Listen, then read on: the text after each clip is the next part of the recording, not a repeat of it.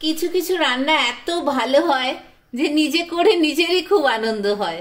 Hello, welcome to mother's kitchen BNG. Poush Parbon উপলক্ষে আগে পুলি পিঠে, পাটিসাপটা, দুধ পুলি, গোকুল পিঠে অনেক কিছু দেখিয়েছি, তাই ভাবলাম এবার নলেন গুড়ের রসগোল্লা। আমি অনেক সুন্দর করে প্লেলিস্ট করেছি, মিষ্টিরও প্লেলিস্ট আছে, আপনারা দেখতে পারেন। ডেসক্রিপশনেও রাখবো কিছু কিছু প্লেলিস্ট, আপনারা দেখতে পারেন। সাবস্ক্রাইব করে অল বাটন ক্লিক করে দেখতে থাকুন, তাহলে রেগুলার নোটিফিকেশন পাবেন। প্রথমে দেখুন, একটু চিপে দেখাচ্ছি, দেখুন কি সুন্দর ফুলে উঠছে। ওপরে রস দিয়ে দিলাম, কি সুন্দর আবার আগের মতো ফুলে উঠলো। এবার একবার কেটে দেখাই, একদম নরম তুলতুলে রসগোল্লা, খুব স্পঞ্জি রসগোল্লা, যেরকম রসগোল্লা আমরা চাই। পাটালি গুড় বা নলেন গুড়ের রসগোল্লা বানানোর জন্য প্রথমে 1 লিটার দুধ ফোটাতে দিলাম। 2 টেবিল স্পুন ভিনিগার নিয়ে নিলাম। এই ভিনিগারটা কোনো রকম গন্ধ যেন না হয় সেটা দেখে নেবেন। তার সাথে এরকম 2 টেবিল স্পুন মতো জল মিশিয়ে দিলাম। ভিনিগারটা একটু মিশিয়ে নিলাম। দুধটা যেই ফুটে যাবে তখনই গ্যাসটা অফ করে দিলাম। এবারে ভিনিগারটা দিলাম। গ্যাস বন্ধ অবস্থাতেই ছানা কেটে গেছে। অনেকটা ঠান্ডা জল এর মধ্যে দিয়ে দেব, তাহলে ছানা হওয়ার যে প্রসেসিংটা সেটা তক্ষুনি বন্ধ হয়ে যাবে। প্রথমে এরকম একটা ছাঁকনি নিয়ে নেব, তার উপর একটা রুমাল দিয়ে দেব। ছানাটা এর মধ্যে ছেঁকে নিলাম। তার উপর থেকেও আর একটু ঠান্ডা জল এর মধ্যে মিশিয়ে দেব। ভিনিগারের যে একটু টক ব্যাপারটা থাকে সেটাও থাকবে না। নিচের জলটা ফেলে দিয়েছি। এবার দেখুন, এইভাবে এই ঝাঁঝরিটার ওপর দিয়ে রাখলাম। এই যে জলটা আস্তে আস্তে পড়ছে, এটা আধ ঘন্টা খানেক মতো থাকলেই এই জলটা পড়া বন্ধ হয়ে যাবে। আধ ঘন্টা খানেক হয়ে গেছে, দেখুন জল ঝরাটা একদম বন্ধ হয়ে গেছে। ছানাটাকে একটা বড় জায়গায় নিয়ে খুব ভালো করে মাখবো। আটা মাখার মতো খুব ভালো করে মাখতে হবে। মেখে মেখে আটা মাখার যে ডোটা তৈরি হয় সেরকম ভাবে মেখে তৈরি করতে হবে এটাকে। দেখুন অনেকক্ষণ ধরে খুব ভালো করে মাখতে মাখতে কেমন সুন্দর মসৃণ আটা মাখার মতো একটা মোলায়েম একটা তৈরি হয়ে গেছে ছানাটা। 1 লিটার দুধের ছানা থেকে আমি মোট 10টা রসগোল্লা বানাবো। সমান মাপে 10টা লেচি করে নিয়েছি। লুচি বেলার সময় যেরকম করি এরকম ভাবে ঘুরিয়ে রেখে দেব। 10টা সমান মাপের লেচি হয়ে গেছে। এবারে চিনির রসটা করব, ততক্ষণ এটাকে ঢাকা দিয়ে রাখবো। সবসময় ঢাকা দিয়ে রাখবেন, না হলে একটু শক্ত হয়ে যাবে। এই কাপে 4 কাপ জল দেব। খুব বড় একটা কড়াই নিয়েছি, আপনাদের বাড়িতে যত বড় কড়াই আছে সেটাই নেবেন, কারণ এগুলো সাঁতার কাটবে, সুইমিং পুল বানাতে হবে।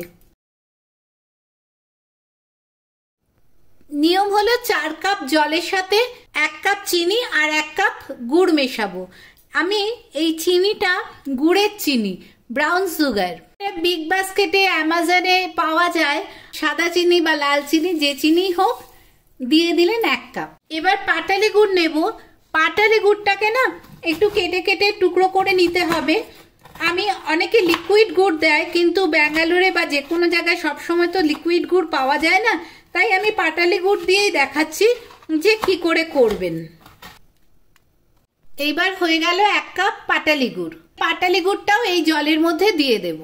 গ্যাস চালিয়ে দিয়েছি। এবার চিনি গুড় সব একসাথে জলের সাথে মিশবে খুব ভালো করে, একদম টকবক করে ফুটবে। খুব ধোঁয়া উঠতে শুরু করেছে আর ফুটতেও শুরু করেছে। এখন আমি একটা ঢাকা দিয়ে দিলাম। একদম টকবক করে ফুটছে।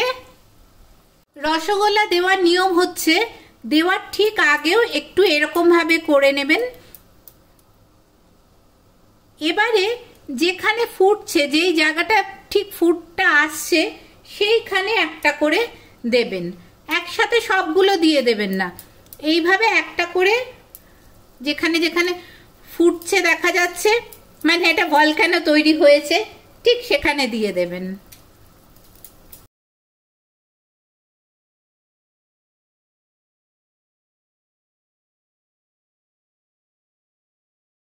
রসগোল্লা ফুটন্ত রসে দেওয়ার পরে সময় লাগবে 15 থেকে 20 মিনিট। এইবারে একটু হাতা দিয়ে এরকম করে দিন, দেখবেন যেন কোনো রসগোল্লার গায়ে টাচ না লাগে। একটু এরকম করে দিন যাতে রসগোল্লাগুলো সাঁতার কাটতে পারে। এবার ঢাকা দিয়ে দিন, আর ঠিক 10 মিনিট পরে আমি ঢাকাটা খুলবো।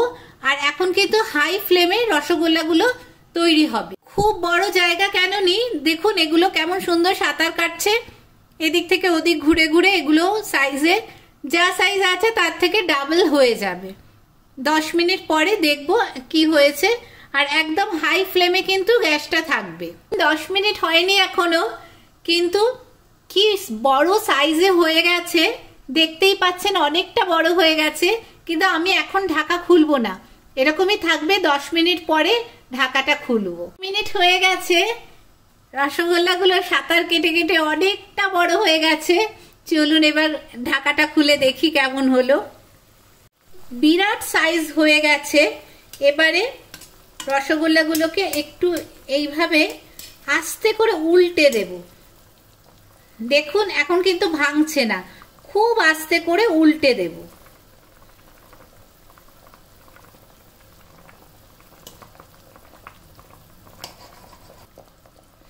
দেখবেন ভেঙে যেন না যায়।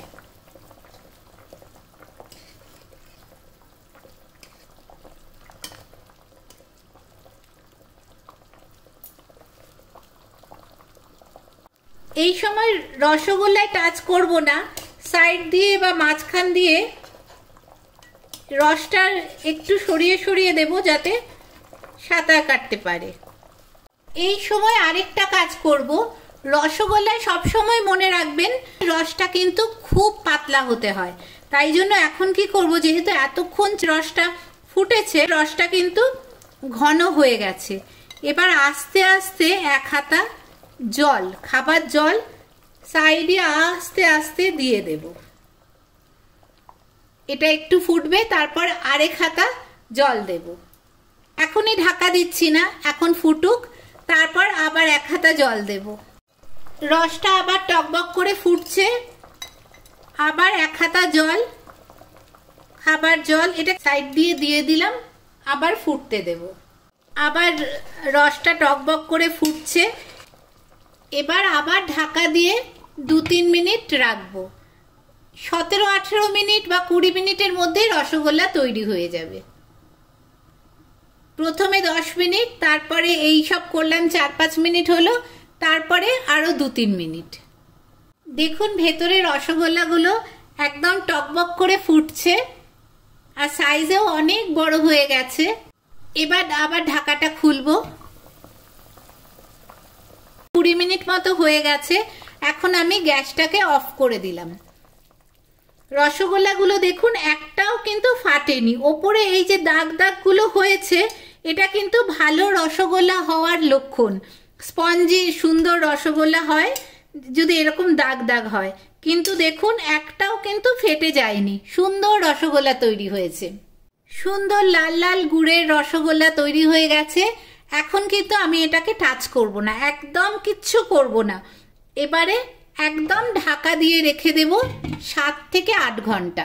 এই গরম রসের মধ্যে থাকতে থাকতে রসগোল্লা আরো ফুলবে, ভেতরে রসটা যাবে, আর সুন্দর নরম তুলতুলে গুড়ের রসগোল্লা তৈরি হয়ে যাবে।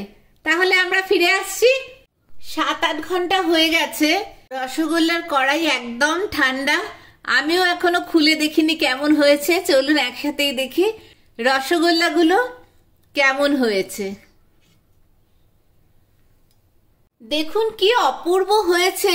প্রতিটা রসগোল্লা সাইজে কত বড় হয়ে গেছে, আর একটাও কিন্তু ফেটে যায়নি। প্রতিটা রসগোল্লা সুন্দর হয়েছে। এই যে দেখছেন, প্রত্যেকটা রসগোল্লা দেখুন কি সুন্দর হয়েছে, কি অপূর্ব হয়েছে। দেখুন প্রত্যেকটা সাইজেও বড় হয়ে গেছে, আর সুন্দর একদম লাল, যেরকম দোকানে হয় একদম দোকানের মতো। আর দেখুন একটাও ভাঙছে না। কি সুন্দর রসগোল্লা। একটা একটা করে রসগোল্লা নিয়ে দেখাই কেমন হয়েছে।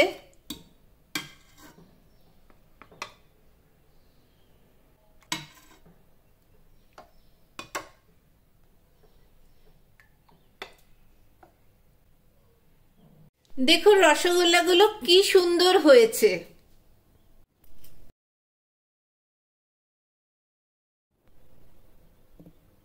আরেকটা জিনিস দেখুন, রসগোল্লাগুলো যেমন গোল হয়েছে আর একটাও ভাঙেনি, সেরকম কত নরম হয়েছে। এই যে চিপছি দেখুন, একদম চিপে রস বের করে দিলাম। এবারে আবার এই দেখুন, দেখছেন আবার ফুলে উঠছে, সুন্দর ফুলে উঠছে। ওপর থেকে আরেকটু রস দিয়ে দিলাম। ওয়াও, পুরো সুন্দর একদম ফুলে উঠল। দেখুন, বুঝতে পাচ্ছেন?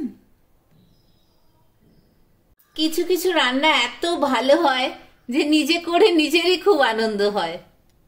দেখুন, 10টা রসগোল্লা বানিয়েছিলাম, 10টা রসগোল্লায় কি সুন্দর হয়েছে, একটাও ভাঙেনি, আর সুন্দর শেপ আছে, আর সাইজেও কত বড় হয়ে গেছে, আর একদম সুন্দর লাল গুড়ের, নলেন গুড়ের রসগোল্লা। বেশ অনেকটা পাটালি গুড় আর খুব অল্প পাটালি গুড়ের রস একসাথে মিশিয়ে মাইক্রোওভেনে বেশ কয়েক মিনিট ফুটিয়ে নিলাম, তাহলে এরকম লিকুইড গুড়টা তৈরি হয়ে গেল। এবার একটু পরিবেশন করার মতো সাজিয়ে দিই। প্রথমে এই গুড়টা দিয়ে দিলাম, এবার রসগোল্লাগুলোও দিতে থাকি।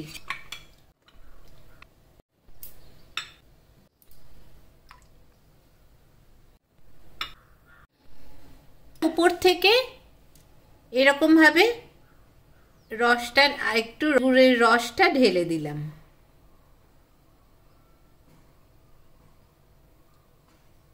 এইভাবে সুন্দরভাবে নলেন গুড়ের রসগোল্লা সাজিয়ে দিন। একটা রসগোল্লা কেটে দেখাই। প্রথমে দেখুন, একটু চিপে দেখাচ্ছি, আগের বারও দেখিয়েছিলাম। দেখুন কি সুন্দর ফুলে উঠছে, ওপরে রস দিয়ে দিলাম, কি সুন্দর আবার আগের মতো ফুলে উঠল। এবার একবার কেটে দেখাই, একদম নরম তুলতুলে রসগোল্লা।